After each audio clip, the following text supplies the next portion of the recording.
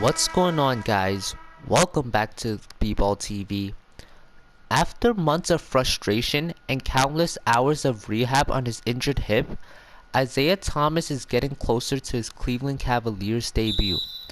The next step for Thomas, who has slowly added to his rehab program, is to go through 5-on-5 practices. With the Cavs' limited practice schedule, Thomas may have to get that work with the Canton Charge, the team's G League affiliate. LeBron James has expressed his excitement, even pointing to some time he spent playing NBA 2K18, using Thomas in different lineups to figure out where he fits best. Kevin Love, who is not a gamer, has started envisioning the possibilities as well. "We've always feel like our strength is in our depth and in our numbers," Love said recently. "But we've always been next man up.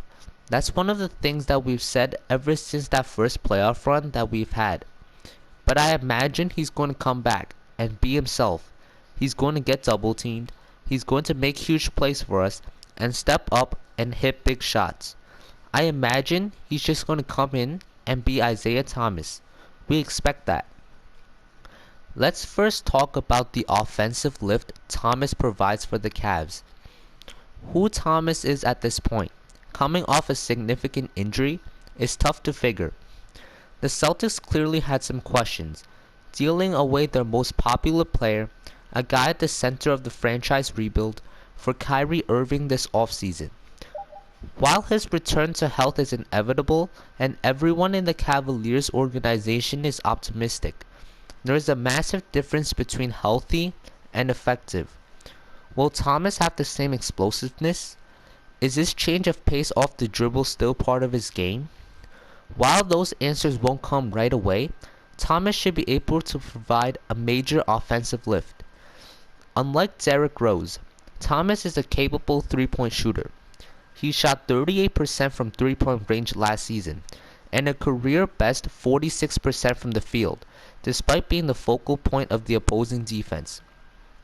But Celtics head coach Brad Stevens played a large role in that.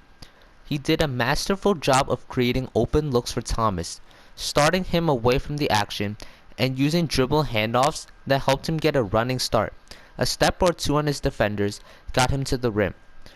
Thomas ranked 5th in the NBA in drives last season, scoring 58.5% of his points that way. He also shot 51% from the field on those attempts. The dribble handoffs also carved out space on the perimeter. According to NBA.com stats, more than half of Thomas's three-point looks were considered open or wide open, with the primary defender at least 4 feet away. He shot 44%.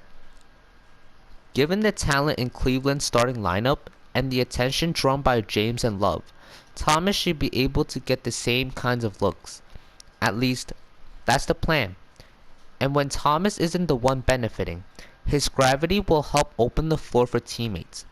That should mean more drive and kick chances for James. It should limit the amount of double teams Love sees. It should also open up weak side cutting lanes for Crowder. Now that we've discussed Thomas's offensive prowess for the Cavs, let's shift things to the defensive end of the floor. The numbers, while deceiving at times, certainly aren't favorable. Last season with the Celtics, opponents had an offensive rating of 112.0 and an effective field goal percentage of 51.3 with Thomas on the floor. With him off the floor, the numbers dropped to a much more respectable 102.3 and 48.3%. According to ESPN's defensive real plus-minus metric, Thomas ranked dead last among point guards.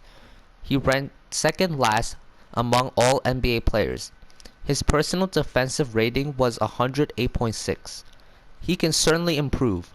Both Fry and Calderon were ranked in the bottom half of the league in numerous defensive categories, only to make strides this season with Cleveland.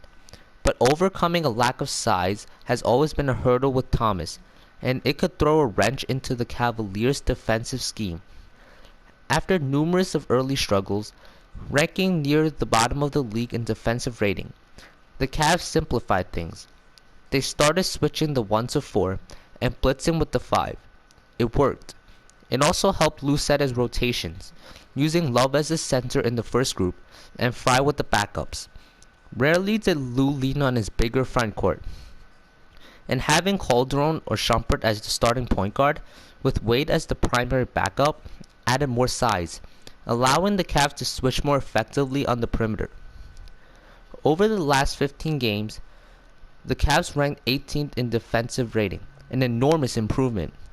But switching the 1 to 4 doesn't seem possible with the little Isaiah Thomas. Oftentimes, Boston tried to hide Thomas on the opponent's weakest offensive player. The Cavs may try to do the same, asking Smith to take the toughest perimeter assignment. The Cavs may also send more help, a strategy used earlier this season with a defensive liability in Rose, but that's not ideal. The road back to the NBA Finals goes through Cleveland, but speed bumps such as Washington, Milwaukee, Toronto, and Boston are waiting. Then comes the NBA Finals. Imagine Golden State or Houston. In these potential matchups, how does Lue mask Thomas's deficiency? Perhaps there's no scheme. Either Thomas shows improvement, or the Cavs hope what he gives on offense is enough to overcome. In conclusion, Isaiah Thomas can certainly provide help for LeBron James and the Cleveland Cavaliers on the offensive end. Thomas's role would be similar to Kyrie Irving's when he was playing on the Cavs, where he is the secondary scorer and ball handler. Thomas can take some of the scoring workload off of LeBron, allowing LeBron to impact the game in other ways and keeping him from overexerting himself. So, this is how good the Cleveland Cavaliers will be once Isaiah Thomas returns from injury. Leave your opinions down in the comment section below, and if you guys enjoyed this video, please give it a thumbs up, share it to your friends, and subscribe to the channel for more basketball related content. And until next time, peace out guys.